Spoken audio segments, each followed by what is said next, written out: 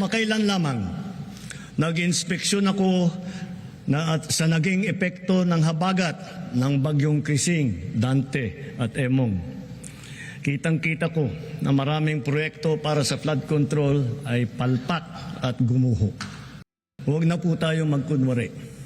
Alam naman ng buong madla na nagkakaraket sa mga proyekto. Mga kickback, mga initiative, errata, SOP, for the boys.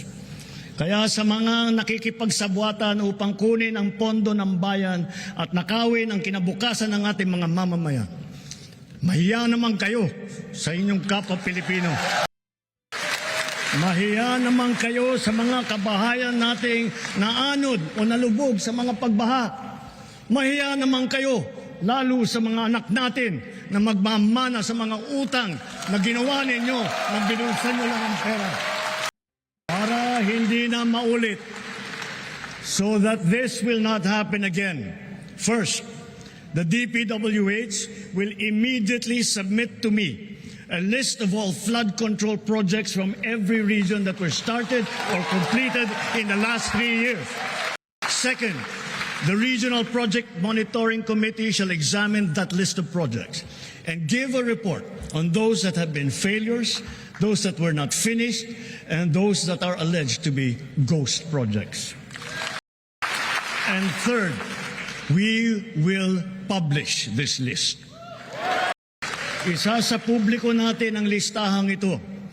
Kaya ang publiko na saksi sa mga proyektong ito ay malayang suriin ang listahan at magbahagi ng kanilang nalalaman para makatulong sa ating investigasyon. At the same time, there will be an audit and performance review regarding these projects to check, to make sure, and to know how your money was spent. Sa mga susunod na buwan, makakasuhan ang lahat ng mga lalabas na may sala mula sa investigasyon, pati na ang mga kasabwat na kontratista sa buong bansa. Kailangan malaman ng taong bayan ang buong katotohanan. Kailangang may managot sa naging matinding pinsala at katiwalian. Therefore, for the 2026 national budget, I will return any proposed general appropriations bill that is not fully aligned with the national expenditure program. And further, I am willing to do this even if we end up with a reenacted budget. Hindi ko aaprubahan ang kahit anong budget na hindi alinsunod sa plano ng gobyerno para sa sambayanang Pilipino. Mga kababayan, sa paghantong natin sa kalahati ng termino ng administrasyon, susuong tayo sa susunod na 3 taon. Dala-dala sa aking puso ang mga leksyon na natutunan ko mismo mula sa inyo.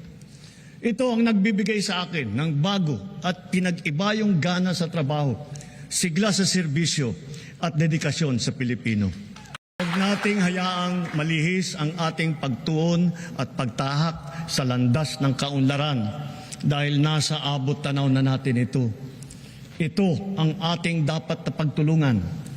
Ito ang ating dapat na pinagtutunguan. At kayang-kaya natin ito marating at maisakatuparan. Sa wika ng ating bayani, only he who, from whatever position he occupies, whether high or low, strives for the greatest good possible for his fellow man, possesses true patriotism. Alam po natin sa ating puso kung ano ang tama, kung ano ang mali, kung ano ang mas mahalaga at mas makakabuti sa sarili, sa pamilya, at sa ating bayan. Sa mga matitinding hamon na binabato at hinaharang ng ating mundo ngayon, nasa likod ninyo ang pamahalaan. At huwag tayong matakot. Huwag tayong titiklop. Huwag tayong mawawalan ng pag-asa. Dahil ang Pilipino ay likas na matapang, magaling, masipag, matibay, at mabuti. Mga kababayan, tayo ito. Tayo ang bagong Pilipino. Mabuhay po kayo at magandang gabi po sa inyo.